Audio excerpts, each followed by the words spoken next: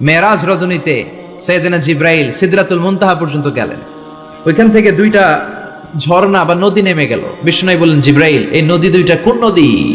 সাইয়েদনা জিব্রাইল বললেন, এই দুইটা নদী সিদরাতুল মুনতাহা থেকে পৃথিবীর দিকে নেমে গিয়েছে। আর একটা হচ্ছে ইরাকের ফোরাত নদী, আর একটা হচ্ছে মিশরের নীল নদী। এরপরে সাইয়েদনা জিব্রাইল বললেন, ইয়া রাসূলুল্লাহ, ইয়া হাবিবাল্লাহ, এই জায়গার নাম হলো সিদরাতুল মুনতাহা। এখানে একটা বড়ই গাছ আছে, এইটা হলো আমার লাস্ট ডেস্টিনেশন, বর্ডার এরিয়া। এই বর্ডার এরিয়ার উপরে যাওয়ার ক্ষমতা আমার নাই। 1 ইঞ্চি উপরে গেলে আমার পাখাগুলোরে জ্বালিয়ে সারখার করে দিবে কে? সৃষ্টির শুরু থেকে আজ পর্যন্ত যত নবীর কাছে আমি ওহী নিয়ে দুনিয়ার বুকে নাজিল হয়েছি গো নবী, এই সিদরাতুল মুনতাহায় কান লাগিয়ে আল্লাহর কথা শুনেছি। আজ পর্যন্ত আমিও আল্লাহরে দেখি নাই। নবী গো, আমি তো আল্লাহরে দেখি নাই, এটা আমার লাস্ট এরিয়া।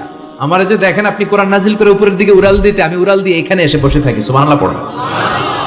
এর উপরে আমি যেতে পারবো না, পাখাগুলো জ্বলে যাবে, যাওয়ার পারমিশন নাই। তবে আপনারে পারমিশন দিছে কে?